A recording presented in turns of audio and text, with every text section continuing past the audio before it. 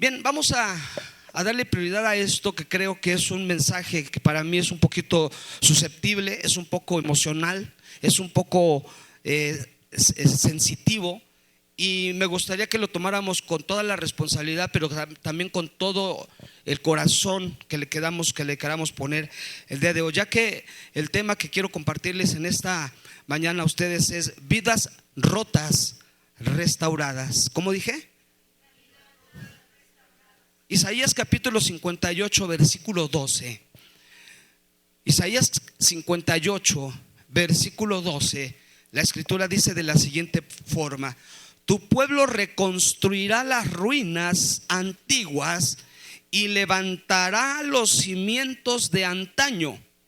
Serás llamado reparador de muros derribados, restaurador de calles transitables. Y me llama la atención este versículo, porque si nosotros lo ponemos a la par del tema, a lo mejor no coordinaría mucho, porque tiene que ver con una vida restaurada, y casi todos entendemos que Dios es quien restaura nuestras vidas, y casi todos entendemos que Dios es el que hace la obra en nuestras vidas. Sin embargo, el versículo que acabamos de leer, y es profético, habla de alguien, o habla de algunos, o incluso da un singular de que nos podemos convertir en reparadores de muros derribados o derrumbados o destruidos. ¿Alguna vez te has puesto a pensar que posiblemente tú puedas ser ese ejemplar que Dios quiere utilizar para que repares los muros? Pero ahora, cuando yo vengo a esta escritura y contemplo este singular versículo, me acuerdo y voy a mi pasado. Cuando yo me convertí a Jesucristo, yo tenía 12 años de edad cuando recibí a Jesús en mi corazón. Mi padre, mi madre, mis hermanos no tenían la oportunidad, o no tuvieron la oportunidad de recibir a Cristo en su momento, pero yo sí lo recibí. Y a partir de ahí, hoy que estoy leyendo este versículo, me convertí en un reparador de muros, porque mi vida estaba rota.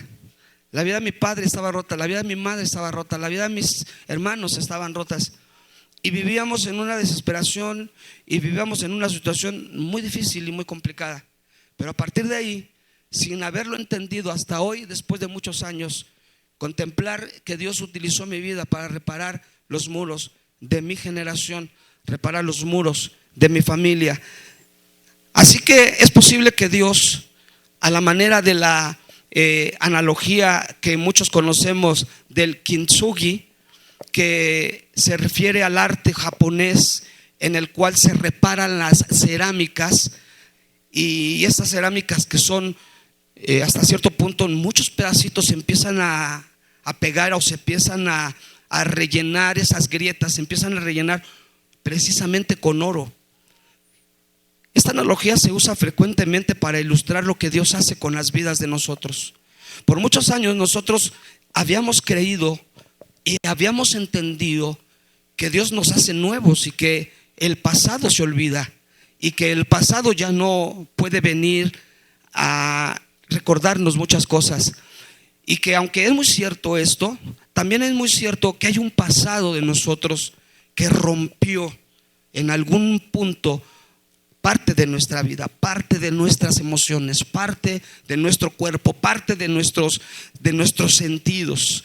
Viene Dios, y todas esas cicatrices que empieza a formar, o que formaban nuestra historia, Él empieza a añadir a estas cicatrices belleza, valor, de tal manera que de ese corazón quebrantado, el poder del Espíritu Santo nos hace grandes bellezas. Voltea al que está a tu lado y mira la belleza que Dios hizo en esta mañana. No digas está feo, di está bello. No digas está fea, di está bello. Pues resulta que las vidas tienen muchas etapas de ruinas. Todos atravesamos momentos definitivamente donde algo se derrumba. Posiblemente una relación, posiblemente un sueño, incluso puede ser nuestra propia fe, las fuerzas, el ministerio también, el carácter. Así que la Biblia muestra que Dios no abandona las ruinas, sino que precisamente llama a sus hijos a levantarse y a reconstruir, porque en cada proceso de restauración Él revela su poder, revela su fidelidad y revela su propósito. Así que cuando Dios reconstruye, no solo reconstruye lo externo, sino también reconstruye lo interno. Y en lo interno Él empieza a trabajar con nuestra identidad, con nuestra convicción, con nuestra visión, con nuestra esperanza. Y esto me recuerda mucho a aquella escena donde también ya estoy preparando un mensaje bueno, un mensaje nada más, así lo voy a dejar. Pero resulta que con lo que acabo de mencionar, y ustedes recordarán conmigo la vez que a Pablo lo golpearon por predicar el evangelio.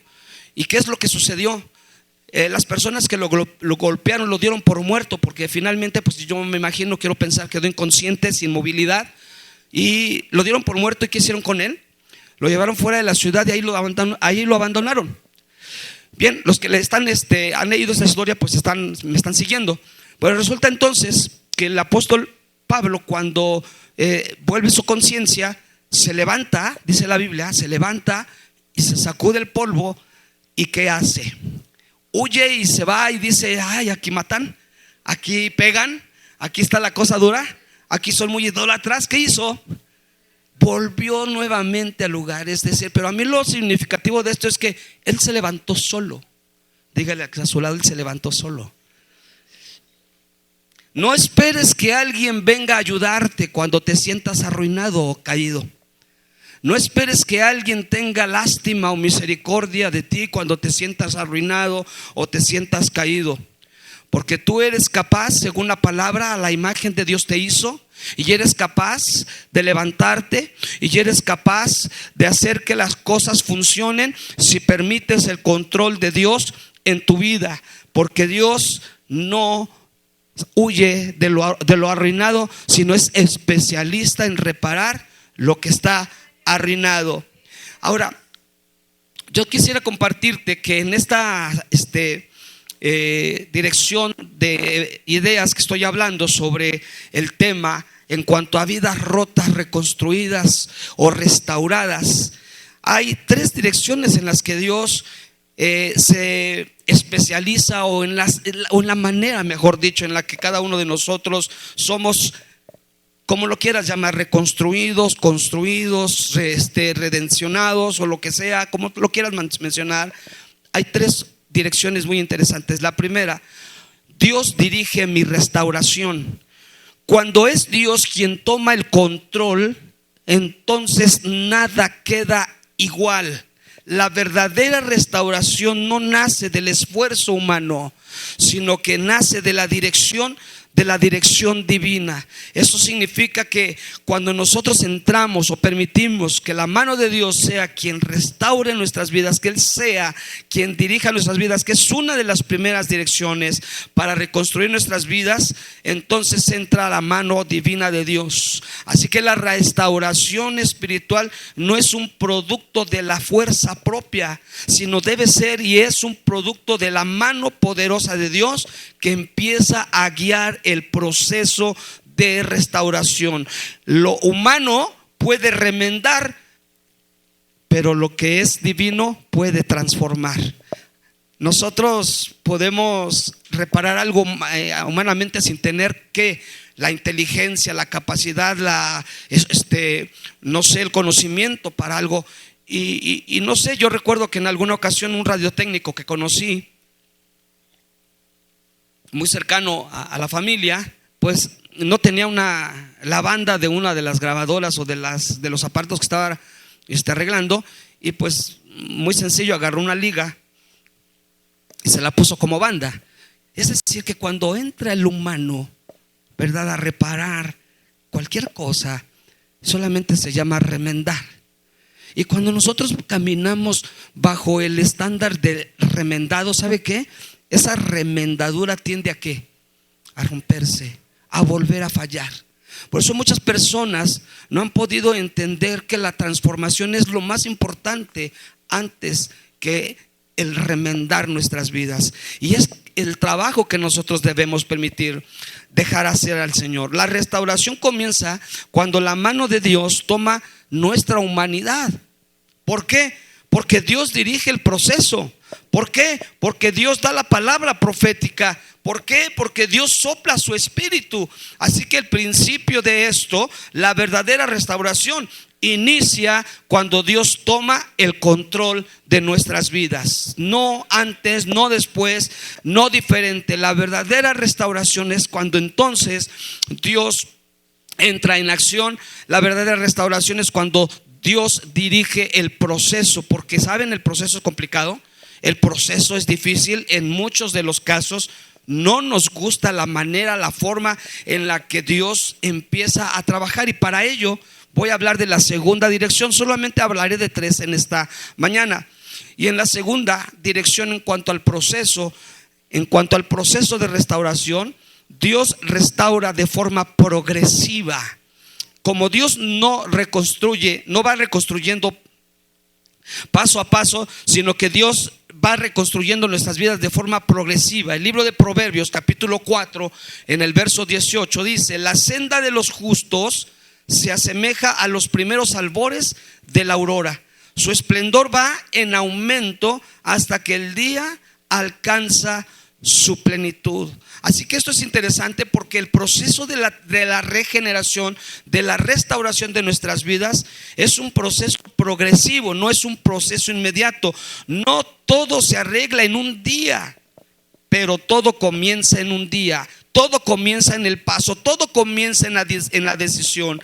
El día que tú decides responder al llamado de Dios, ese día es cuando comienza el proceso de restauración. Yo te hablaba de esto porque, bueno, pues resulta que en mi pasado, con mi familia, cuando no conocía el evangelio, pues resulta que había cosas muy rotas en la familia, pero demasiadas rotas, yo lo diría así, de tal manera que ese proceso que empezó Dios a hacer en la familia fue un proceso muy complicado. Pasaron muchas cosas, se manejaban muchas cosas complicadas, muchas cosas difíciles, ya que en una vida rota se refiere a una situación profunda de dolor, situaciones, por ejemplo, de trauma, situaciones de dificultades que son a causa del quiebre emocional. Es decir, este tipo de situaciones de dolor, de quebranto, de angustia en las personas, en los seres humanos, empieza a quebrar nuestros sentidos emocionales, nuestros sentidos espirituales, y empieza a impedirnos caminar, y empieza a impedirnos avanzar, a desarrollar ya sea una profesión, una relación, cualquier cosa, porque algo está roto en la vida de las personas. Implica haber experimentado incluso situaciones muy complejas, por ejemplo, complicaciones de abusos, complicaciones de pérdidas, traiciones, desamparos, lo que resulta en muchos de los casos en un estado de la persona rota, triste, vulnerable, desintegrada. Incluso primero ella, la persona, se desintegra y después empieza a desintegrar todo lo que toca, todo lo que convive en su vida. Ya que el principio de Dios es el siguiente: lo que Dios restaura en este momento en cada uno de nosotros puede impactar en nuestros hijos, y puede impactar en nuestra casa, y puede impactar en nuestro ministerio, y puede impactar también el día de mañana en nuestras vidas. Y eso estaba sucediendo en mi familia. Había vidas rotas, había situaciones complicadas. Si entraríamos en detalles, seguramente que muchos de nosotros tendríamos pues muchas cosas en las que pudiéramos pensar de cómo han vivido sus propias experiencias en cuanto a su vida física, emocional, eventos que han vivido y que han roto sus emociones, que han roto su vida física, que han roto a lo mejor su economía, que han roto a lo mejor sus relaciones, que han sido situaciones muy complejas en nuestras vidas. Y el historial de Dios en todo el tiempo, en cuanto el principio de la creación ha sido que a Él le encanta restaurar vidas rotas, y a Él le encanta que las personas vengan a Él para que sus vidas sean reparadas y sean bendecidas por su mano preciosa. Pero el proceso no es muy sencillo. Así que la buena noticia que Dios tiene para cada uno de nosotros hoy: Dios está aquí para bendecir nuestras vidas, y Dios nos llama cuando estamos más que quebrantados, cuando estamos incluso viéndonos en las ruinas, ¿verdad? Cuando incluso aquellas personas nos ven lo que perdimos, aquellas personas ven lo que se destruyó en nosotros, aquellas personas ven lo que ya no somos, aquellas personas ven todo esto. Dios ve algo diferente. Dios ve lo que tú puedes llegar a ser. Dios ve lo que tú puedes tener como un propósito en tu vida, porque Dios quiere que nazcan cosas nuevas y cosas maravillosas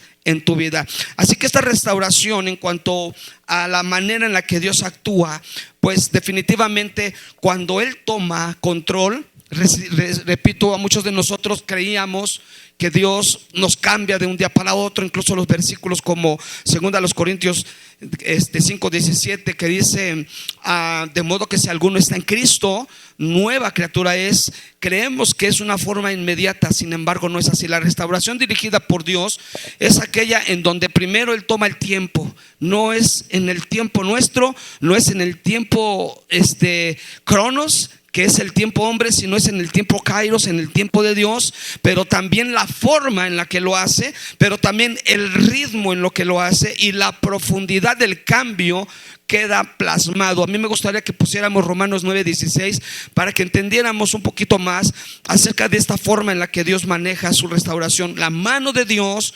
manejando tu restauración, la restauración de vidas rotas. Y en este pasaje, así que no depende del que quiere, no depende del que corre, sino que depende de Dios, que tiene misericordia. Esto significa, hermano, que la restauración espiritual no es un producto de la propia fuerza, no es un producto de mi propia energía, de mis propias ganas de vivir o de mis propias ganas de hacerlo. Muchos intentan restaurarse solos. Muchos empiezan a decir: ahora sí voy a cambiar, y nunca cambian. Muchos empiezan a ver: voy a empezar de nuevo. Incluso ya en unos cuantos días, ¿verdad?, se termina también el 2025, y seguramente muchos ya estamos haciendo planes de cómo vamos a cambiar y cómo le vamos a hacer para ser diferentes, a empezar de nuevo, borrón y cuenta nueva. Pero no sucede. Voy a ser diferente, decimos, pero no sucede, porque la restauración comienza cuando la mano del Señor empieza a controlar nuestra humanidad.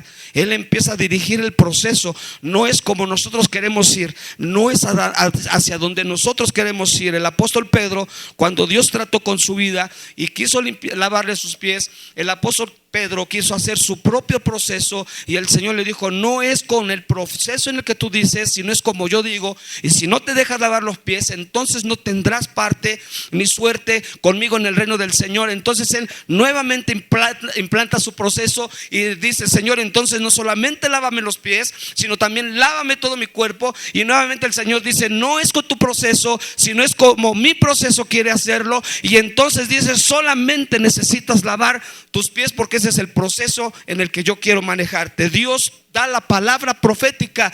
No es lo que otros te dicen, no es cómo otros te miran, no es cuántos buenos deseos las personas quieren decir para tu vida, esa parte humanista que existe en nuestro país, que está sacando del corazón a Dios, sino es la palabra profética escrita en su Biblia, en la palabra del Señor, que nos dice cómo es que nosotros vamos a ser restaurados. Es Dios utilizando su Espíritu Santo para transformar nuestras vidas. Hoy nuestro fracaso no tiene la última palabra. No podemos creer en lo que ya sucedió, en las cosas que pasaron cuando fracasamos, cuando fuimos derrotados en alguna situación, en algún negocio, en alguna relación. No es de esa palabra la que ya ha dictado nuestro destino, sino es Jesús quien nos dirige, hermanos. Es Jesús quien nos devuelve en el aquí y en el ahora nuestra identidad, nuestro propósito, nuestro llamado y nuestra convicción a seguir el evangelio de nuestro Señor Jesucristo. Alabado sea su nombre para siempre. Y esta forma progresiva de Proverbios, en donde habla acerca de la aurora, esa restauración no es un evento, no es algo no es una meta, no es un punto a donde hay que llegar. La restauración tiene que ver con un proceso progresivo en la mano del Señor. Es una forma de avanzar. Muchos en algún punto de nuestras vidas esperamos que Dios restaure de un instante. Ya eres otro hombre, ya eres diferente, ya recibiste a Jesús en tu corazón, ahora ya eres otra persona. De hecho, muchos decimos esto. Muchos se lo aplicamos a personas que han recibido a Jesucristo y le hemos dicho: ahora ya eres una nueva persona. No, Señor. El haber recibido a Jesucristo en ese momento no significa que ya sea una nueva persona. Significa que ha tomado una decisión para entrar a un proceso de restauración, porque viene de una historia, porque viene de una situación de dolor, de quebranto, a lo mejor de abuso, a lo mejor de violación, a lo mejor de engaño, de traición, a lo mejor de situaciones ministeriales fuertes, a lo mejor de cosas que no vivieron, que vivieron. Y esto en algún punto hizo capaz que la persona llegara a un punto de quebranto, de dolor. Así que no es así. La Biblia nos dice que la restauración normalmente es progresiva. Primero, de forma continua. Por eso habla el Señor: orad sin cesar. Por eso dice el Señor: orad sin cesar, porque hay una continuidad, de forma guiada. Por eso dice el Señor: déjame guiarte con mi mano poderosa, mi mano fuerte te llevará, mi mano fuerte te guiará. Por eso es de forma intencional. No podemos venir a la iglesia solamente creyendo que es una forma religiosa de asistir. Tenemos que venir con una intención, y esa intención debe ser por lo menos adorar al Señor, alabar su nombre, ser agradecidos, venir con las manos llenas, con el corazón lleno y decirle: aquí está mi vida, Señor. Pero también de forma de fondo. No solamente de forma, sino de fondo. Necesitamos no una estructura, sino una profundidad en la presencia del Señor. No todo se arregla en un día, definitivamente, pero sí todo comienza el día en que tú tomas esa decisión. Dios no tiene prisa. Él no tiene prisa, pero tampoco se detiene. Él está viéndote, Él está mirando tu vida. Él restaurará cada área de tu vida. ¿Qué áreas de tu vida puede restaurar el Señor? Puede trabajar con tu mente, es la base. Trabajará con tu mente, empezará a restaurar con pensamientos positivos, con pensamientos nuevos, con tu corazón, por supuesto, engañoso y perverso, dice su palabra. Es el corazón más que todas las cosas. ¿Quién lo conocerá? Puede trabajar con tu carácter, claro que sí. Puede trabajar con tu familia, tu esposo que no está en Cristo, tus hijos que no están en Cristo, claro que sí. Pueden trabajar con tu fe, que a veces es una fe que está menguando, de repente ya no quiere seguir avanzando. Claro que sí. Puede trabajar con tu propósito, sí, Señor. Él nos puede traer nuevamente al propósito por el cual Él nos acercó y por el cual su palabra llegó a nuestro corazón y dijo: este propósito es exclusivamente para ti. Bendito sea el Señor. Lo que hoy estamos viviendo es parte de un proceso divino. No sé qué estás viviendo, pero debe ser y tiene que ser parte de un propósito divino. Dios no ha terminado aún contigo. No sé cuándo empezó y tampoco sé cuándo terminará, pero Él no ha terminado contigo. Él sigue haciendo la obra en tu vida. Alabado sea el nombre del Señor. Voy a ir con el número 3, y en este me voy a detener un poquito, porque el número 3 es la restauración generacional o la restauración genealógica.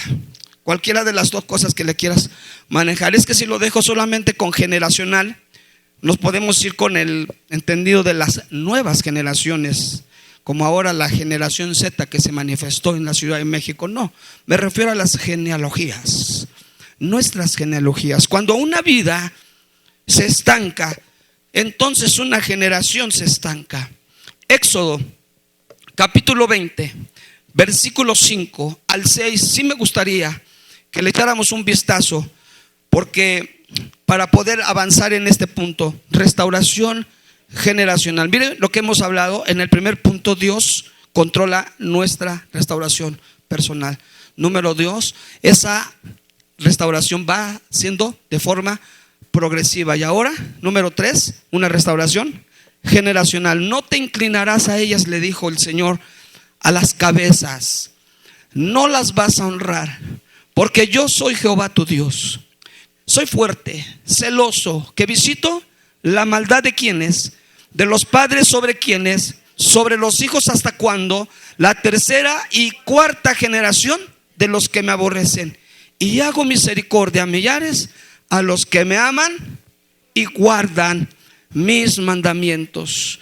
Ese pasaje a mí me impacta mucho porque específicamente se refiere a la cuarta generación que aborrece al Señor. La cuarta generación fue que cuando abrió la tierra el Señor y cayeron directamente al infierno, según la palabra, cuando estaban haciendo el becerro de oro, ¿verdad? Fue la cuarta generación las que aborrecieron cuando eran esclavos en Egipto. Dice la escritura que ellos empezaron a clamar a Dios. Es decir, fíjense bien, muy curioso, es que esta generación que conocía a Dios, la cuarta generación, hacía exactamente todos los ritos y todas las partes religiosas que conocían de los hebreos, de su cultura, de su religión, de su base religiosa. Adoraban, hacían sacrificios, pero estaban alejados de la presencia del Señor, hasta que dice la palabra que Dios los escuchó y Dios los oyó. Así que hoy vamos a hablar sobre lo que les acabo de mencionar.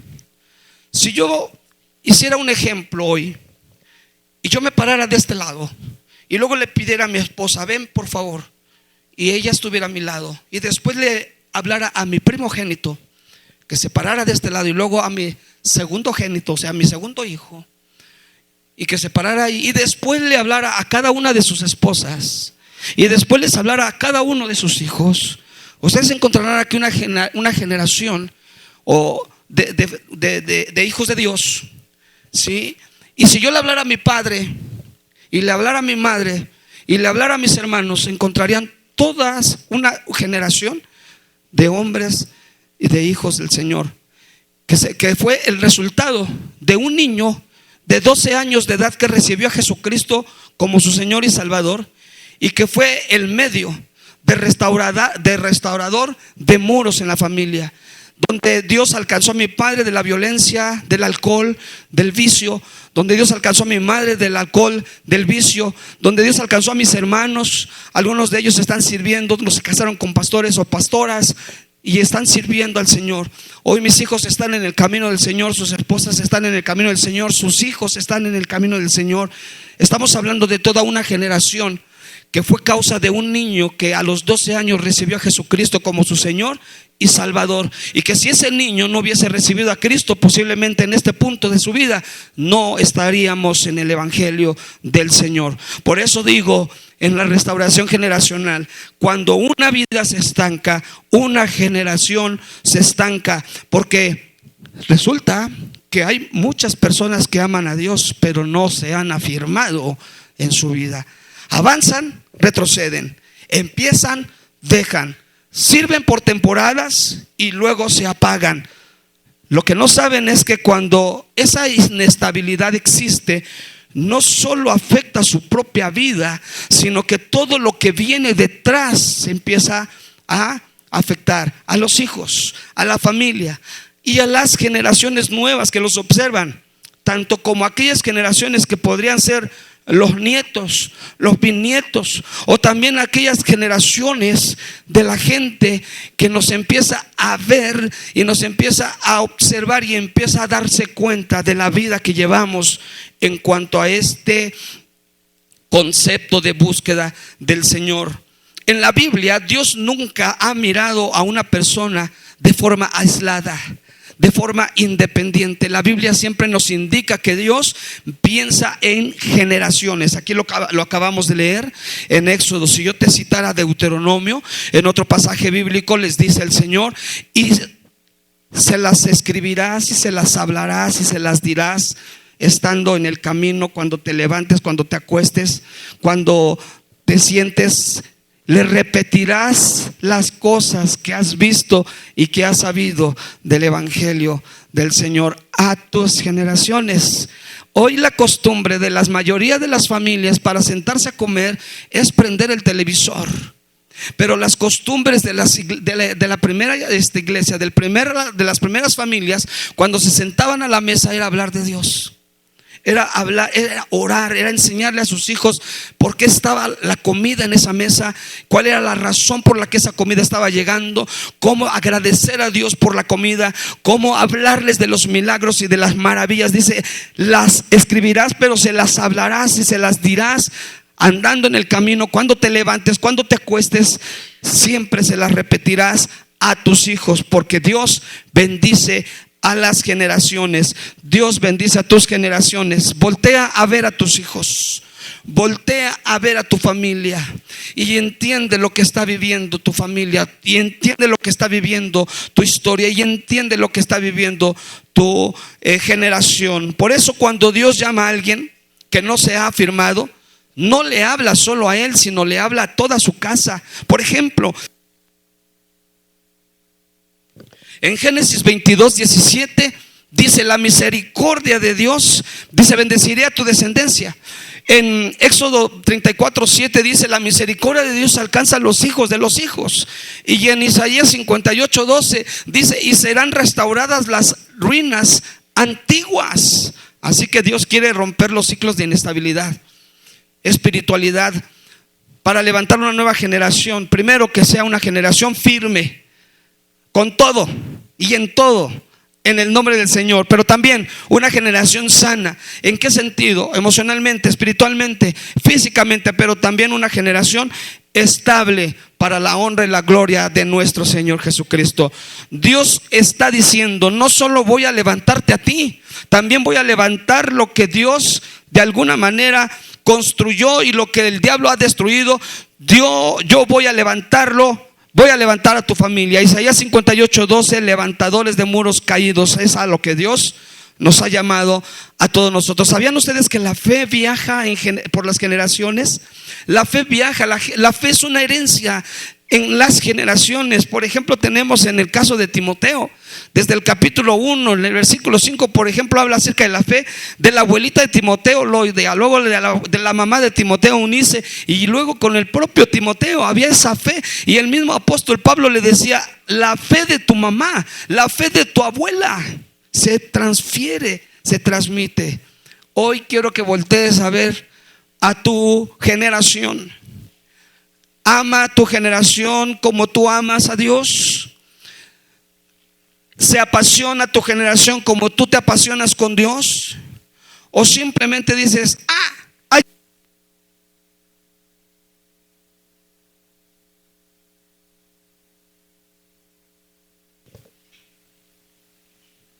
no sé?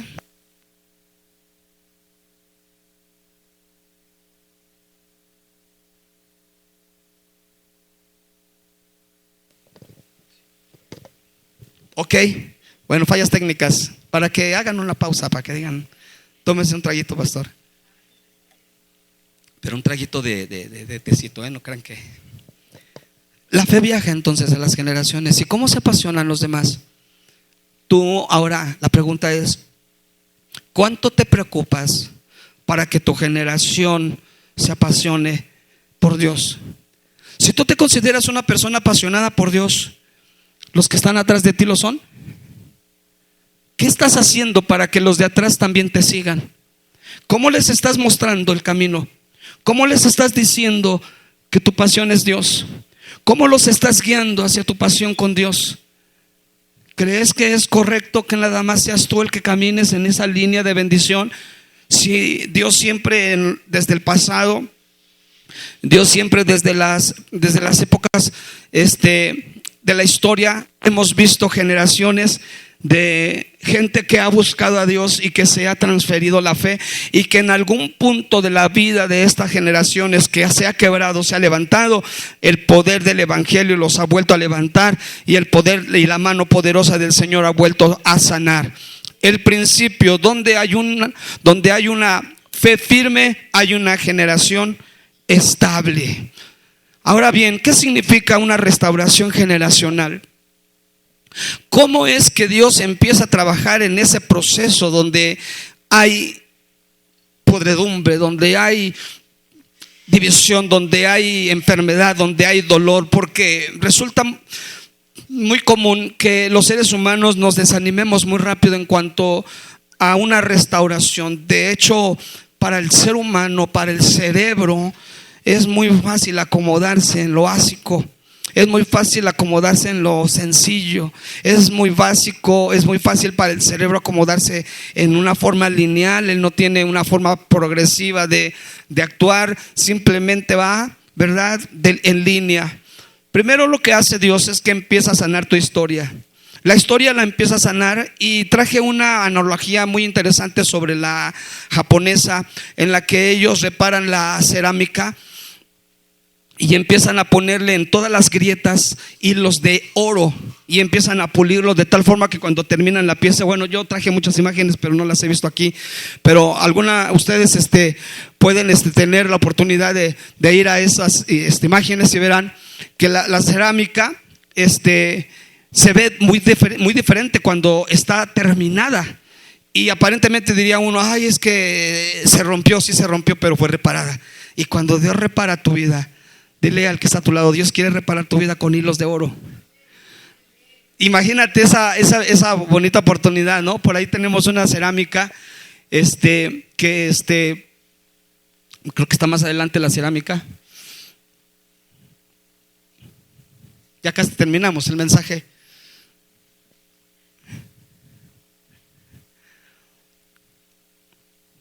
No, creo que ya te la pasaste. ¿Ah, sí? ¿No? No, ya te la pasaste. Búscala por ahí. Dios sana tu historia. Dile a tu lado, hazle así con la mano derecha o izquierda. Dios sana tu historia, mi hermano. Ay, ay, ay. ¿No está, Lore? ¿No se ve? Seguro. Me disparas un chase y está ahorita allá abajo. Ok. Segundo, repara tu vida espiritual inestable. Hay una vida espiritual inestable en muchos. Un momento sí, un momento no, un momento van, otro momento vienen, un momento están con ganas, otro momento están desanimados, un momento sirven, otro momento dejan de servir, un momento van a la iglesia, otro momento dejan de ir a la iglesia, un momento oran, otro momento dejan de orar. Y es una vida inestable total en cuanto a lo que, pero Él empieza a reparar esa vida inestable también. Empieza a ver en nosotros, hermanos, una grande sensibilidad y un grande deseo de estar en su presencia. Él rompe con patrones antiguos. ¿Sabe que los patrones antiguos, cuando se refiere a esto, se refiere a lo que nos han heredado nuestros padres? Nosotros heredamos de nuestros padres dos líneas, la ADN y el ARN. El ADN tiene que ver con nuestras facciones, tiene que ver con nuestro carácter, tiene que ver con nuestra forma de caminar, con nuestra forma de hablar, con ciertos rasgos tiene que ver el ADN. Pero el ARN tiene que ver con la mente, tiene que ver con los mensajes que nos envía, los patrones generacionales. Tu padre fue alcohólico, tú tienes que ser alcohólico. Tu madre fue fumadora, tú tienes que ser fumadora. En tu familia han habido divorcios, tú también te tienes que divorciar. Tú la puedes armar sola, no necesitas al hombre para vivir. Y empiezan a haber mensajes y mensajes. Y nuestra historia, la Biblia nos enseña que ese proceso de Dios en cuanto a nuestra sanidad empieza a romper con patrones antiguos. ¿No les gusta esto, hermanos? Porque hay cosas que nosotros no podemos romper por nosotros mismos. No podemos romperlo porque tiene que ver con la humanidad, pero Dios lo puede hacer cuando nosotros estamos en el proceso de restauración. Siguiente, Dios establece una nueva manera de vivir. Ahí es en donde dice, de modo que si alguno está en Cristo, nueva criatura, es decir, es el día, es el comienzo de una nueva vida. Es el proceso en el que comenzamos a caminar de forma distinta. Empezamos a hablar de forma distinta. ¿Se ha encontrado usted con cristianos de hace 10, 15, 20 años que todavía dicen groserías?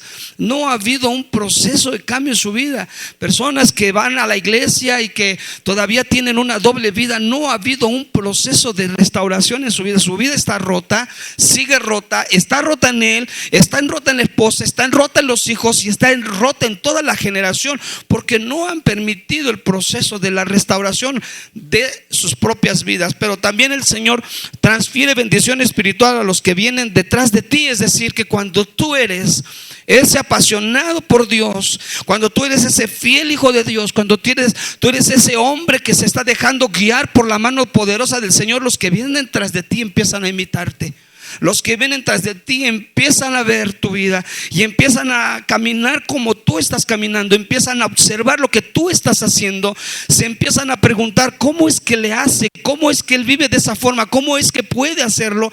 Si las situaciones están así, porque él está en el proceso y le está dando este ejemplo a los demás. En otras palabras, Dios no solo puede restaurarte a ti, sino que te convierte en un restaurador de tu casa. En esta mañana, ¿a cuánto les gustaría primero que Dios empezara a tener un trato especial con nosotros, hermanos? Pero además que podamos ser esos restauradores de muros en nuestras casas. Seguramente que muchos de nosotros ya localizamos algunos puntos que no están caminando bien en casa, algunas cosas que no están funcionando bien, y de repente decimos: yo se los dejo en las manos del Señor. ¡Qué malo! ¿Y por qué digo qué malo? Porque queremos que todo lo haga Dios. Deja que tú estés dentro del proceso, entra en el proceso y sé tú el reparador de muros. Sé tú quien doble rodillas, sé tú quien interceda, sé tú quien se apasione, sé tú quien invite, sé tú quien ore por ellos, sé tú quien los inste, sé tú el que haga la labor y el trabajo, porque tú eres un instrumento de Dios para que repares los muros de tu familia. La inestabilidad espiritual abre grietas generacionales, eso está muy claro, y esas grietas generacionales deben ser adoptadas por hilos de oro por parte del Señor. Así que las personas que nunca se han afirmado en el Señor, sin que ellos quieran, por supuesto, sin que tengan el deseo de hacerlo, crean hijos confundidos. Si tú vas, vienes, pues ellos dicen, o sea, si no le toma importancia, como porque yo también. Si no es una fiel oradora, si no es una fiel hija de Dios o hijo de Dios, mi padre, mi madre, yo como por qué tengo que serlo. Tenemos un grande compromiso. Familia sin guía espiritual, sin firmeza, no hay un ejemplo. Si no hay firmeza en nuestras convicciones, recuerda que Dios empieza a trabajar en nuestra identidad. Ese proceso y ese progreso, Dios empieza a trabajar en nuestra fidelidad, pero también empieza a trabajar en nuestra identidad como hijo del Señor. Esta mañana es una bonita oportunidad para que en oración nos preguntemos: ¿cómo estoy? ¿Qué identidad tengo como hijo de Dios en este punto de mi vida? ¿Qué identidad tengo? Número 3, herencia espiritual débil. Transferimos una herencia espiritual débil a nuestra generación. No se transmite fe, sino se transmite confusión. ¿Cómo un hijo orará a Dios? ¿Cómo lo hará? ¿Cómo un hijo tendrá fe? ¿Cómo lo hará? ¿Cómo un hijo abrirá la Biblia y leerá la palabra? ¿Cómo lo hará? ¿Cómo un hijo se enamorará de las cosas de Dios? ¿Cómo lo hará?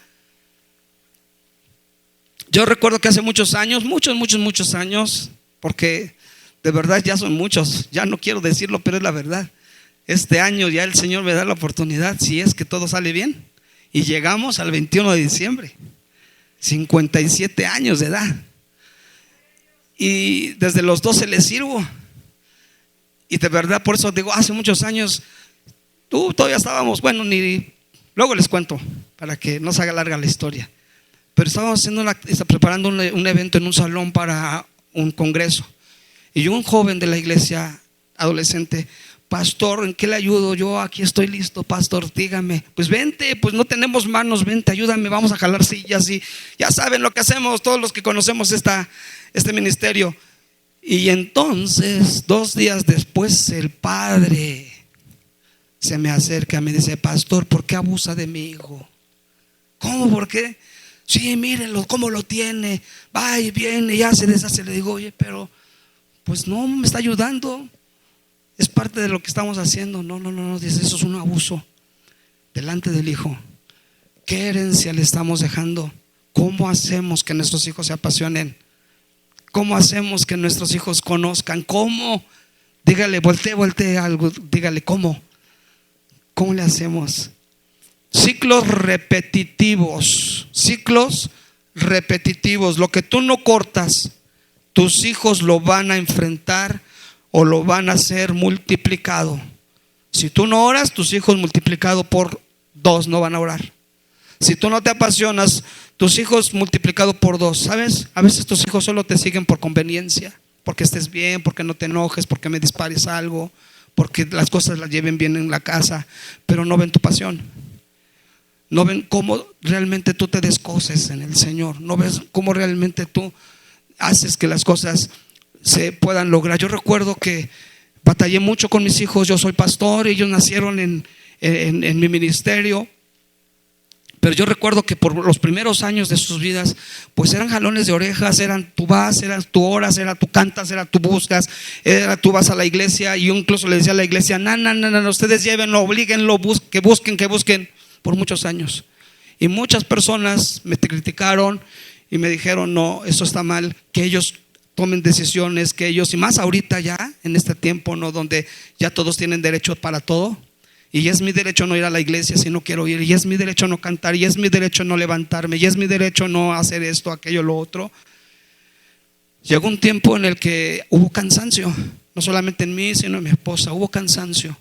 Empezamos a entender que las cosas no eran así, pero tal vez hasta incluso demasiado tarde. Pero llegó el punto en el que empezamos a ver un desarrollo, en el que empezamos a notar su búsqueda de forma individual, de forma personal, de forma en la que ya no tenías que decirles, y eso empezó a ser algo especial en nuestro corazón y en nuestras vidas.